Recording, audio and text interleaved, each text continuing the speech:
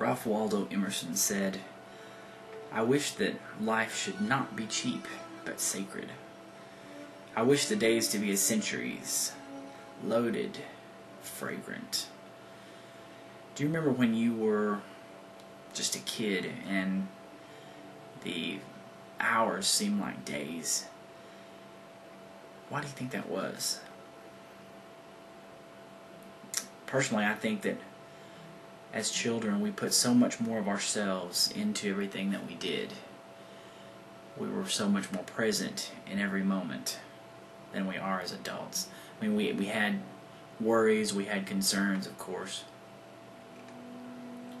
but for the most part we were just more present. We could make an entire day out of, going into the woods and just seeing what we could find, or climbing trees, or being with our friends, and it seemed like a lifetime inside a day.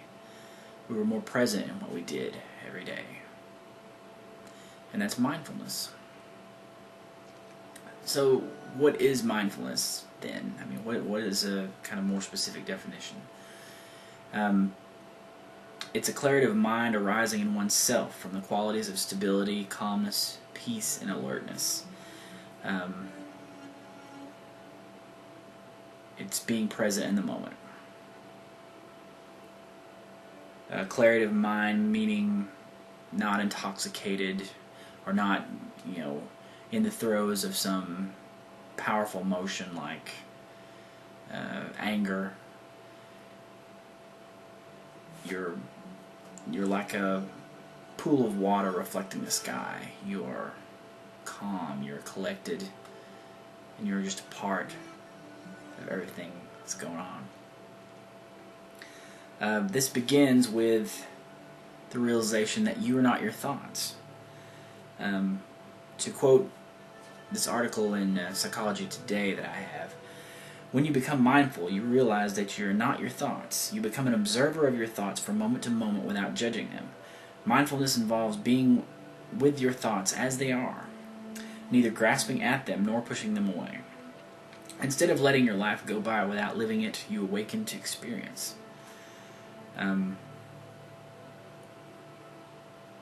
That's the thing. You're paying attention. I mean, that's what it is. Socrates said the unexamined life is not worth living, and there's a lot that can be said for that. But to continue, what are thoughts anyway? That's one of the hallmarks of humankind, is that we can think about thinking, but okay, what are thoughts themselves? They are suggestions, judgments, possibilities, and so on, which are fueled by emotions. Emotions give them power and color and purpose. They are not reality. Reality is just what's happening. Is what's happening around you right now. And that Psychology Today article goes on to say, focus less on what's going on in your mind and more on what's going on in the room. Less on your mental chatter and more on yourself as part of something. That is key. It's our mind's nature to create and abide in thought. We live in our heads.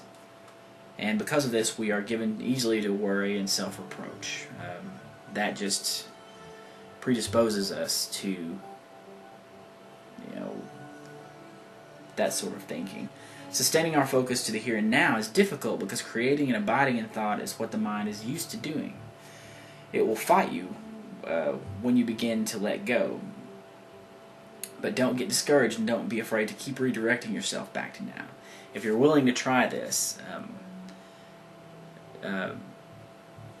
don't look at things as, as you're jumping around of thoughts when you first start to realize it as setbacks. No, that's a good thing, because you're starting to realize that that's actually happening. Cultivating mindfulness can also help to recognize the spark before the flame. In other words, help deal with impulsiveness. That is, build your ability to act intentionally rather than automatically in any given situation. How many times in your life have you said something in the heat of the moment that you knew you shouldn't have, or indulged your impulse to satisfy some passing craving which is really doing you no good. Mindfulness gives you the space to decide, the realization of what you're about to do, and the ability to change your mind if you need to. That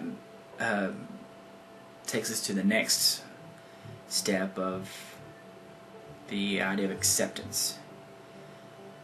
Letting things be.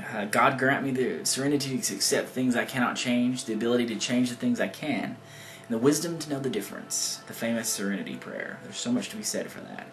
Acceptance is a key part in being mindful. Bring your attention to the things that bother you, but don't think about how much they bother you. Just accept the fact that it is a bother. Begin to try not resisting things that you would normally avoid, like irritating people or circumstances. Make an effort to learn from them instead. Step back and think about why you feel this way about them. That's how you grow in wisdom. Make an effort to notice new things in old familiar routines, like while driving to work. Take the time to watch a bird fly away while you're sitting at a stoplight, for instance. This is a sacred thing, believe it or not. What is sacred anyway? I mean, how do we define that? It is our journey to wholeness or holiness. Oneness. To be whole is to not be scattered by the winds of our thoughts in every direction. It is to be here now in this moment. That bird is helping you to realize this and keep you from fritting away your energies by worrying about the phone calls you're going to have to make when you get to work, or what you're going to do for lunch, or what this person said about me yesterday, and so on and so forth. Don't forget to breathe.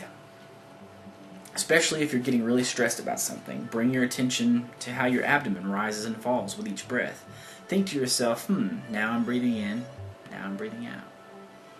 This may seem, dumb or weird at first, but it will definitely help you out if you give it a chance. And finally, just remember that no matter where you go,